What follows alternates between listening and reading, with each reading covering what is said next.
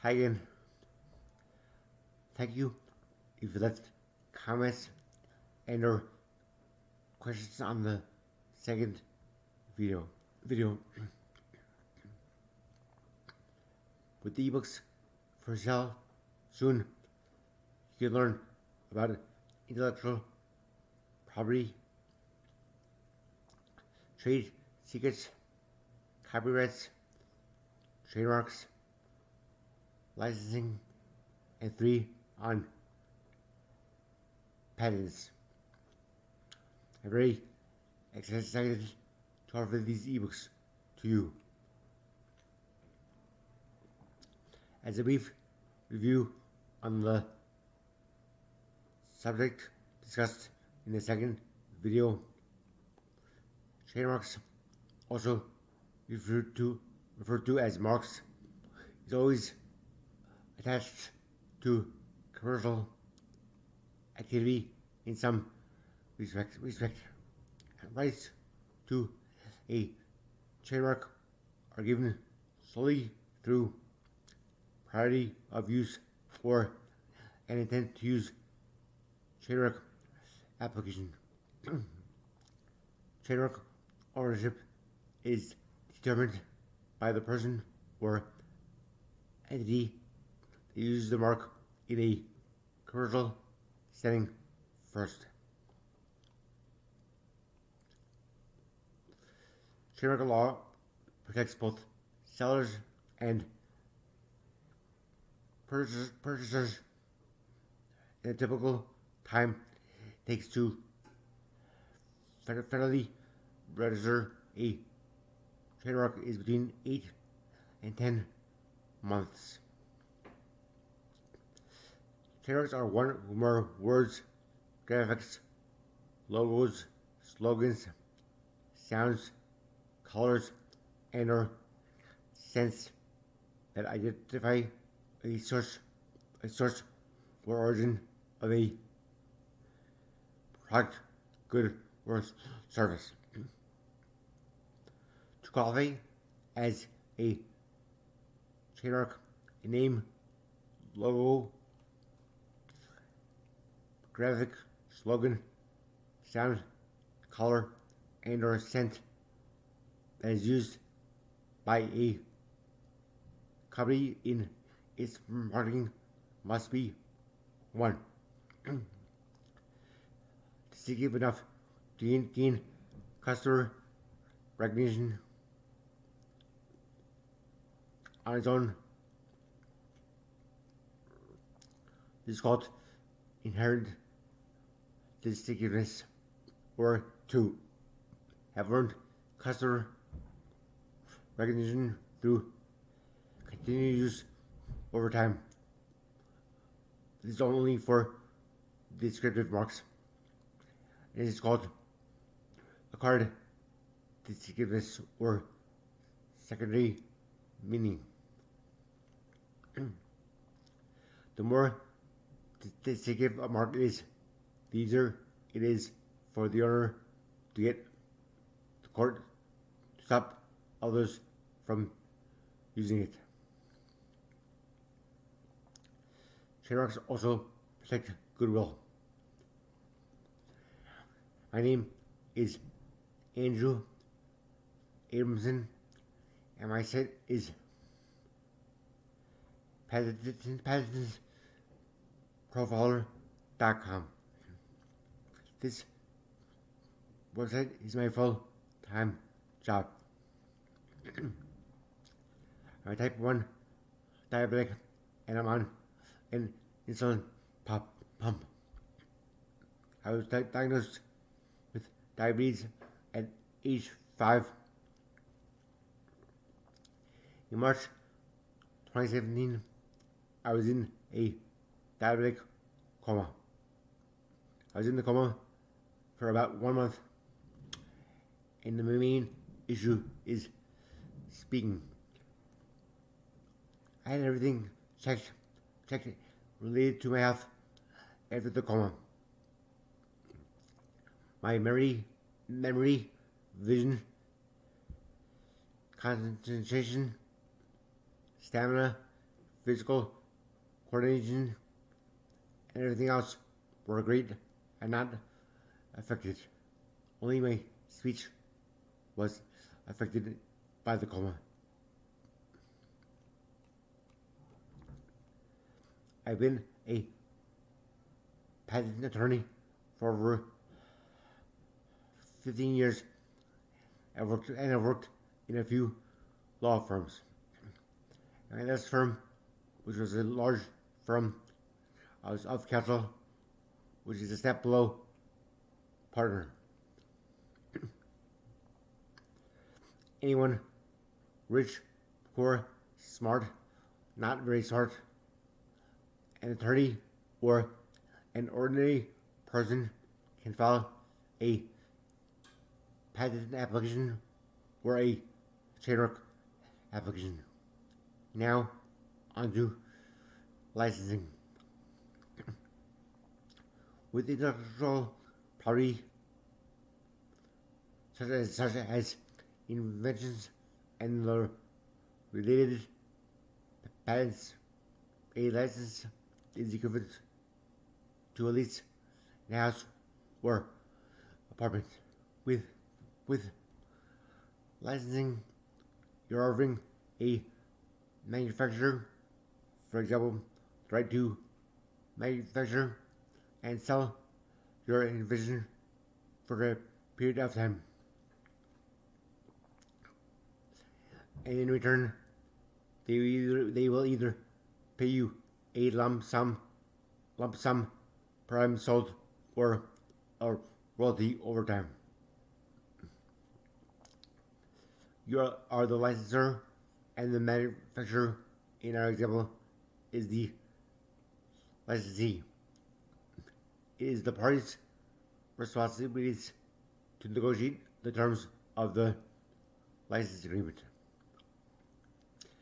If instead of licensing, you opt to sell the patent to your invention, it is referred to as assigning the patent.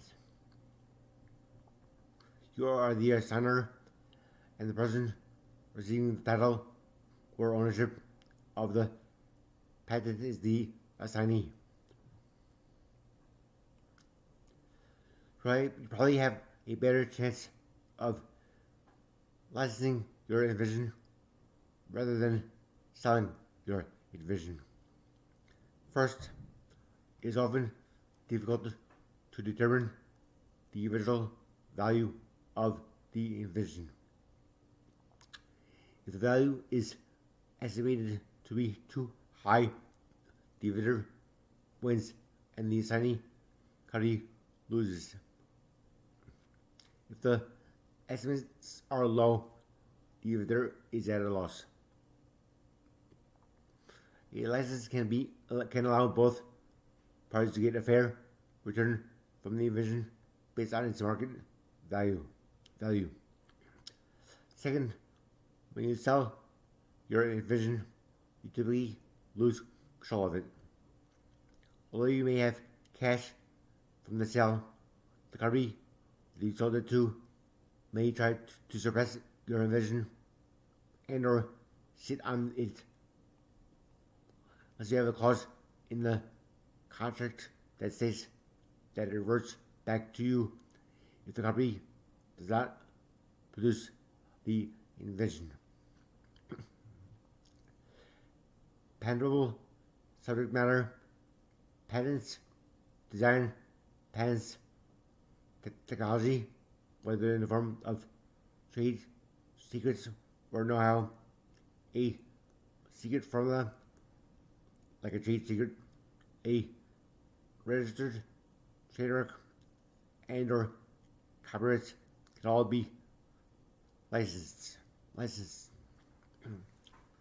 Additionally, consulting services can be provided with the license.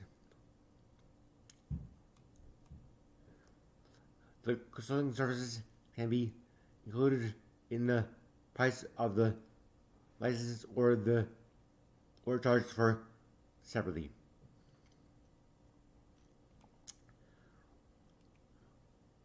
research which companies may have an interest in your invention. You should find out as much as possible about the companies like the market position, manufacturing capabilities, the consumer pipeline, etc. Next, visit a variety of places your vision can be sold. For example, for consumer products, you visit stores like chains, independent stores, general stores, and or specialized stores. You also visit a trade show or convention for similar products. In addition to getting information for licensing opportunities, you can also meet people in your industry to possibly help you get your idea in front of a decision maker. At each place, spend time looking around. For example, 1. Look at other products on the shelves where your product might be found. 2. Pay attention to the amount of shelf space given to your type of product. 3. Make note of manufacturers that use materials and manufacturing processes that your product will need. 4. Look at which products dominate shelf space and which offer only one or two items. 5. Notice the features and benefits emphasized on the packaging and any collateral promotional material. 6. Document the pricing of similar products. And 7. Write down the names and addresses of the manufacturer from the packages. You can also interview a store clerk or manager and generally ask them about similar products. Be careful about describing too much of your invention unless you already have a patent or at least a patent application filed. A trade secret or pending patent application may lose its value if disclosed inappropriately. Until you have an issued patent, I think you should consult with your patent attorney how much of your invention you can disclose and under what circumstances. In some cases, you may be able to disclose some of your invention under a non-disclosure agreement. Ask them how they feel about the invention, why they feel this way. The store manager may tell you valuable information such as products that offer similar advantages as your invention. not the manufacturer of the product. You should also ask if a manager were to introduce a new item along the lines of your invention, which manufacturer do you think it would be? Once you have figured out that there is a market for your invention. Now want to determine what type of company you want to approach. You may want to start with companies based on how important your invention would be to the company. For example, if company A is the big player in your industry and has a lot of more market share,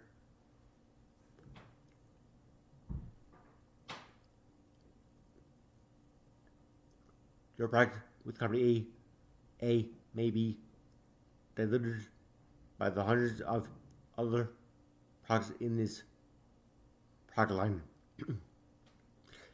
Company B, with its smaller product line, may give your invention more personalized attention and feature it as a special new product. Once you have ranked your picks for potential licensees, you should start trying to find a contact or to present your idea to them. There are people who can present your idea to companies. Look for respected people in the industry. Tie in the contacts you made at the trade shows mentioned above. Never pay upfront for someone to help you pitch your idea, but you may want to offer a percentage in the license to someone who can help you get your idea commercialized, as it may be difficult to get your idea before the decision maker. Make sure that if you do bring in someone to help you market your vision, you have an agreement in place that outlines responsibilities, rights, and payments. Once you are before the decision maker, the objectives of this initial conversation are to: 1. Determine that you're communicating with the right company. This company is in the field where your invention can be commercialized. 2. Determine that you're speaking with the correct person, the one who makes new product decisions. 3. Make sure you have a non-disclosure in place if your invention is not yet issued or at least published by the patent office. 4. View the company's level of interest in new products. 5. View the level of interest in your specific type of invention. 6. Learn the company's submission procedure. 7. Ask questions and get as much information as possible. 8. Leave the company with a good impression of you. After you have submitted your materials like patents, patent applications, etc., wait about a week and then follow up with a call to the company. Make sure they have received the information that you sent them and see if they have any questions. If your contact needs more time to evaluate your invention, ask them how long and offer to call them back at that time. If the response is negative, if the response is negative follow-up with and asked what about your envision was not seen as feasible or practical. Ask about the envision's benefits and deficiencies. Ask if the reviewer thoroughly understood the invention. In most cases, the invention is rejected because the product does not fit with the company's strategy. If this is the case, you should ask which companies would be more appropriate for you to contact. If the response is positive. Two common responses if the response is positive are the one, the company wants to do more investigation of the invention, or two, it wants to know what terms during your invention available, or both of these. They want to know on what terms you're making your invention available. You should make them make the first offer. When they present the offer, double this offer, and then start negotiating. Before you disclose your invention to anyone, you should have your own confidential disclosure agreement called a CDA.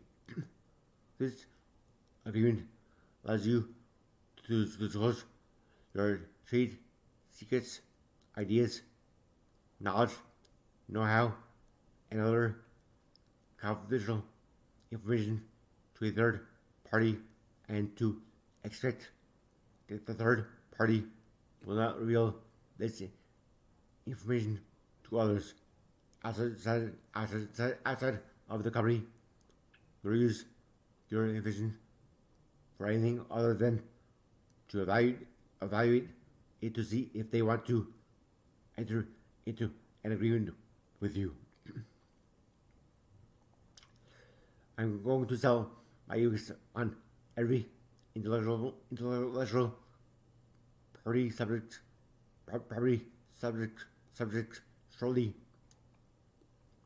on my site.